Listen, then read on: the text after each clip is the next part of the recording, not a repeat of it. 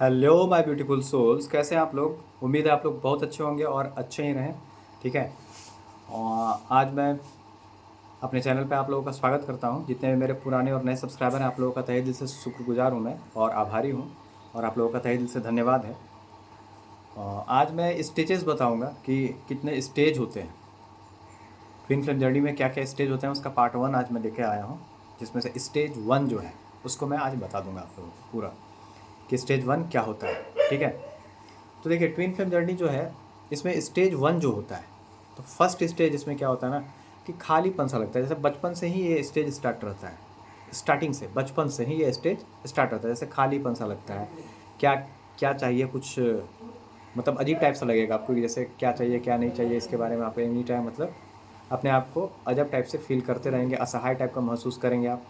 Satisfaction किसी भी चीज़ में आपको नहीं मिलेगी, खुशी नहीं मतलब रहती है। सब होने के बाद भी आपको लगेगा कि समथिंग मिसिंग है, कुछ ना कुछ मिसिंग है, जो कुछ ना कुछ मेरे जीवन में नहीं है।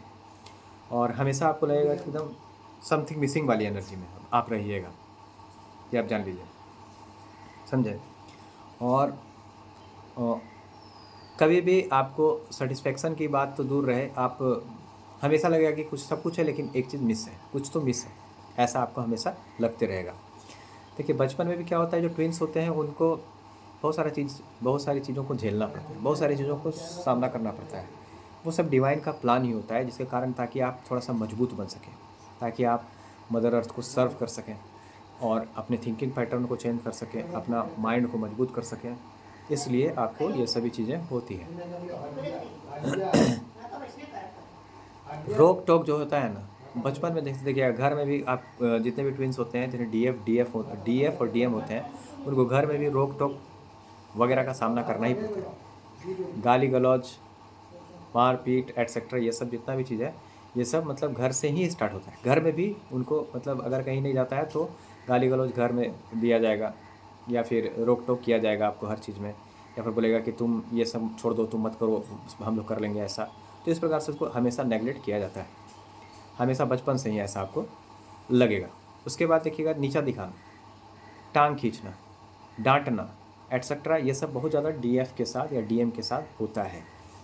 ठीक है। जो भी मैं बताऊंगा वो मेरा एक्सपीरियंस है, वो सारा चीज़ मैं बताऊंगा। ऐसा सब कुछ होता है जो ट्विन फ्लेम जर्नी में फर्स्ट स्टेज में होता है। ठीक है। उसके बाद देखिएगा कि कई बार घर वाले ही बहुत कुछ कह जाते हैं, बहुत कुछ कह देते हैं। मान लीजिए कोई लड़की है तो उसको उसके माँ या उसका भाई कह देगा, ये बेकारे हो गई, क्यों हो गई है ये।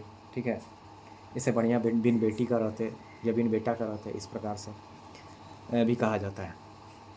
ये नहीं होती तो शायद इस तरह से नहीं होता, ये नहीं होती तो वो नहीं होता। इस प्रकार से बहुत सारी चीज़ें कहा जाता है उसको घर में ही, अगर कोई लड़की है या कोई लड़का है, अगर वो ट्विन जर्नी में है तो। ठीक है। बेकारी पैदा हो गई, बिन बेटिए के रहते, है ना। या फिर मान लीजिए कुछ आपके नाम पे कहेगा, इसका नाम कर दो, उसके बाद उसको हटा दो, उसको बेदखल कर दो, उसको ये कर दो, उसको वो कर दो, ऐसे ऐसे बहुत सारी चीज़ें कही जाती हैं। ये ट्विन फ्लेम जर्नी में इसलिए होता है ताकि आप मानसिक रूप से मजबूत हो सकें। ये सभी चीज़ें फर्स्ट स्टेज में आती हैं। तरह तरह की बात माता पिता कहते हैं, काहे लिए हुआ या हुई, बिना बेटी के ही रहते या बिना बेटा के ही रहते। इस प्रकार से बहुत सारी चीज़ें होती हैं, कहा जाता है। ठीक है। ये होती उसी समय मर काहे नहीं गई थी। तो बहुत सारी चीज़ें आपके घर वाले या बाहर वाले भी कहते हैं, आपको हमेशा नेगलेक्ट करते हैं। उसका बहुत मुख्य कारण होता है, वो मैं बहुत सारे जब अभी स्टेज लाऊंगा उसमें मैं बताऊंगा। मतलब ये हमेशा परेशानी दिया एटसेट्रा, बहुत पैसा खर्च हुआ इसके बीमारी में, ये हुआ वो हुआ, बहुत तरह का बात, ये नहीं होती तो अच्छा होता एटसेट्रा, बहुत सारी चीज़ें कही जाती हैं। मीन्स लगेगा कि घर में भी कि ये मेरा घर नहीं है, मुझे यहाँ नहीं रहना है, मुझे हर घर में नहीं रहना है, इस प्रकार का फीलिंग भी आने लगता है। ठीक है। उसके बाद देखिए, इनर चाइल्ड वांट्स यहाँ से स्टार्ट हो जाता है। इनर चाइल्ड जो वांट होता है, इनर चाइल्ड ट्रॉमा, ये आपके ये सभी चीज़ें जो आप बचपन से सुनते हैं, ये सब ट्रॉमा बन करके आपके सोल में ट्रैप हो जाता है। उसके बाद घर तो हो गया, बाहर में भी बहुत सारा होता है। जैसे घर तो बहुत सारा चीज़ है, जैसे घर में भी बहुत सारे लोगों को ये सब झेलना पड़ता है। घर में हो गया, बाहर में, जैसे घर बाहर कोई समझता ही नहीं है, ऐसा लगेगा आपको। जो ट्विन्स होते हैं उनको लगेगा कि घर और बाहर कोई समझ ही नहीं रहा है। बाहर में जाइएगा तो लगेगा कि जैसे आप ही को सब कोई देख रहा है, या आपको दूसरा निगाह से देख रहा है, या फिर आप कहीं भी जाइएगा तो आपको लगेगा कि अरे यहाँ से तुरंत हट जाएं हम यहाँ से, यहाँ दम घुट रहा है, ये है वो है, तो आपको वैसा वहाँ से आपको एनी टाइम लगेगा कि हम यहाँ क्यों आए हैं, यहाँ से तुरंत चलना चाहिए घर, है ना, या फिर हम ही को सब देख रहा है या हम ही को सब बोलेगा ऐसे। तो इस प्रकार का एक फियर टाइप का एनर्जी बना हुआ रहता है। ठीक है। उसके बाद क्या होता है कि घर में भी झगड़ा झंझट वगैरह, झगड़ा का माहौल, झंझट का माहौल, मीन्स जीवन एकदम पूरी तरह से क्या कह सकते हैं, एकदम बेकार वाला जीवन उस टाइप से, उस टाइप होता है बचपन से। मतलब एकदम लगेगा कि सुकून नहीं है, नर्क में हम हैं, ऐसा आपको फीलिंग आएगा, बेकार हम यहाँ पे हैं। तो आपको घर छोड़ करके भी भागने का मन करने लगता है, घर में नहीं रहेंगे, ये नहीं होगा, वो नहीं होगा, तो बहुत सारा चीज़ है। जैसे एनी टाइम आपको अपने काउंटर पार्ट की तलाश रहेगी, सच्चे प्यार की तलाश रहती है कि मेरा काउंटर पार्ट कैसा होगा, या फिर यही मेरा काउंटर पार्ट है। मान लीजिए कोई कार्मिक मिल गया, कार्मिक में सच्चा प्यार की तलाश में बहुत बार क्या होता है कि आप उसके साथ फिजिकल भी हो जाते हैं, सेक्सुअल भी हो जाते हैं। फिर क्या होता है 1-2 महीना के बाद या 15 दिन के बाद या 20 दिन के बाद वो रिलेशन भी टूट जाता है। ठीक है। तो इस प्रकार की चीज़ें भी घटित होती हैं जब आप फर्स्ट स्टेज में होते हैं, जब आप सच्चे प्यार की तलाश में रहते हैं। जब तलाश में रहते हैं आपको सच्चा प्यार मिलता नहीं है। काउंटर पार्ट की तलाश में रहना, सच्चे प्यार की तलाश में रहना, हमेशा कि कोई तो होगा प्यार कर ले मुझसे, है ना, कोई हमको समझ ले, कोई मेरे लिए हो, कोई मुझे समझाए, कोई मेरे जितना प्यार करे जितना मैं करता हूँ किसी से, ये जितना फीलिंग मेरे अंदर है उतना किसी और के अंदर मेरे लिए होना चाहिए। इस प्रकार का फीलिंग आपको लगेगा। ठीक है। कोई एक बार तो दिल पे हाथ रख दे, इस प्रकार का फीलिंग जो होता है ये फर्स्ट स्टेज में होता है। उसके बाद देखिए सोल लेवल पर कहीं प्यार न मिलना, ये भी होता है। कहीं पर भी आपको सोल लेवल का उस प्रकार का प्यार नहीं मिलेगा। उसी मतलब उसी की तलाश में किसी कार्मिक या सोलमेट के साथ भी आप मतलब सेक्सुअल रिलेशन में भी बना लेते हैं। बहुत सारे लोग होते हैं ऐसे।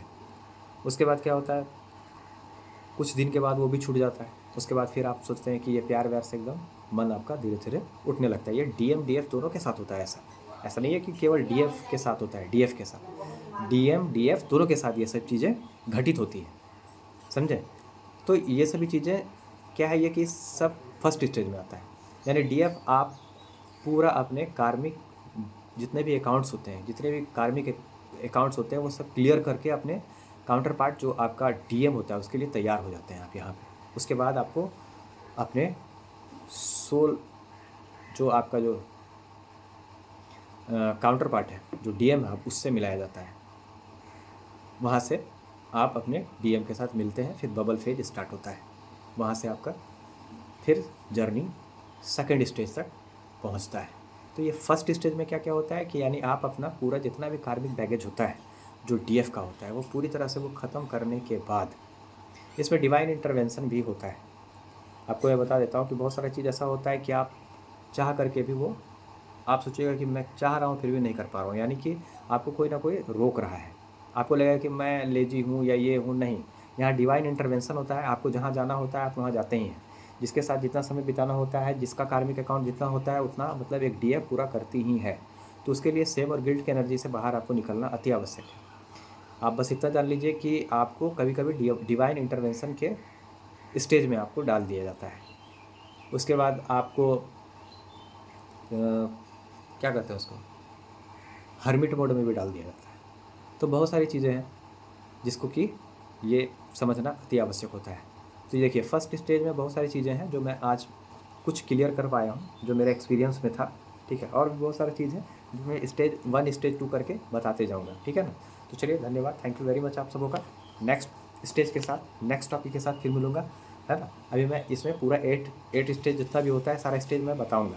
इसलिए आप लोग मेरे चैनल पर बने रहिए ताकि मैं अच्छे से आप लोगों को अपने एक्सपीरियंस के हिसाब से सब कुछ बता सकूँ। ठीक है।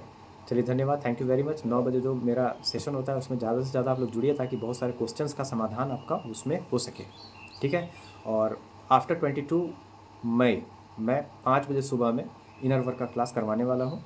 उसमें भी आप लोग, वो फ्री ऑफ कॉस्ट लाइव में ही चलेगा, तो उसमें भी आप लोग ऐड हो सकते हैं। ठीक है ना। तब तक के लिए मैं आपका लाइफ कोच भोलालाल तब तक के लिए अपनी वाणी को विराम देता हूँ। आप लोग मेरे चैनल पर नए हैं तो मेरे चैनल को सब्सक्राइब कीजिए, लाइक कीजिए, शेयर कीजिए और घंटे का बटन जरूर दबाइए ताकि फ्यूचर नोटिफिकेशन जो वीडियो का होगा वो आपको मिल सके। चलिए तब तक के लिए धन्यवाद, थैंक यू वेरी मच। माता महाकाली की कृपा आप सब पर बनी रहे। जय माता महाकाली, जय जगत जननी।